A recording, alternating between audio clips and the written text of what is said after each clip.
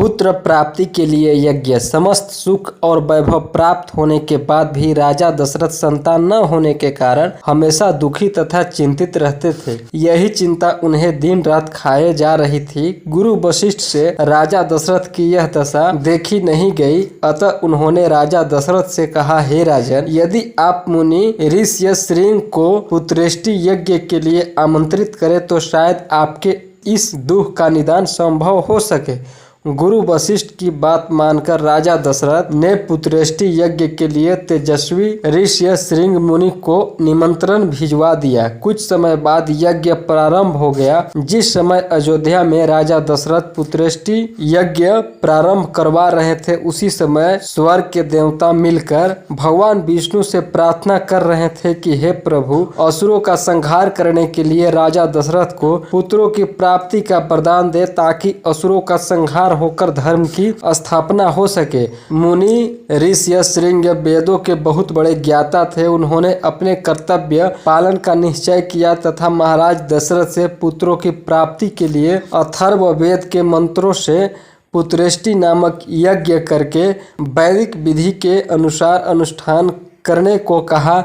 यज्ञ संपन्न होने के बाद अग्नि कुंड से एक दिव्य पुरुष हाथ में खीर का कटोरा लेकर प्रकट हुआ और राजा से बोला, हे राजन, आपकी श्रद्धा और बालराम निष्ठा द्वारा किए गए यज्ञ से देवलोक के सभी देवता प्रसन्न हो गए हैं, अतः आप यह खीर का कटोरा लेकर अपनी तीनों रानियों को खिला दे।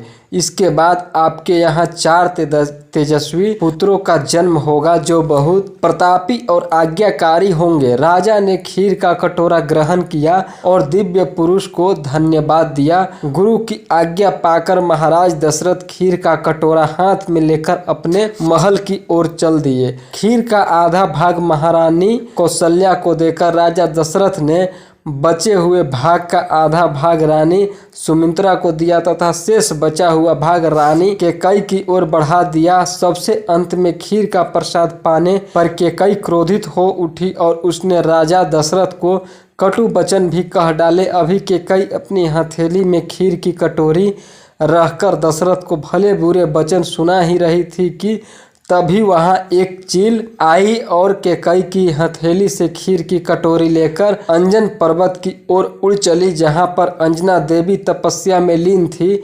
भगवान शंकर की प्रेरणा से चील ने खीर का एक ग्रास अंजलि की हथेली पर डाल दिया, जिसे अंजलि ने प्रभु का प्रसाद समझकर खा लिया। कौशल्या और सुमित्रा ने अपनी खीर का एक एक भाग रानी कैकेयी को दे दिया, जिससे तीनों रानियां गर्भवती हो गई। धीरे धीरे समय बीतने लगा। गर्भवती होने के कारण राजा दशरथ अपनी तीनों रानियां का और भी अधिक ध्यान रखते। उनकी हर इच्छा पूरी करने में वे जरा भी संकोच नहीं करते। वीडियो अच्छा लगे तो प्लीज़ लाइक कीजिए, कमेंट्स कीजिए। ऐसे और वीडियोज़ के लिए चैनल को ज़रूर आप हमारे सब्सक्राइब कीजिए। नमस्कार।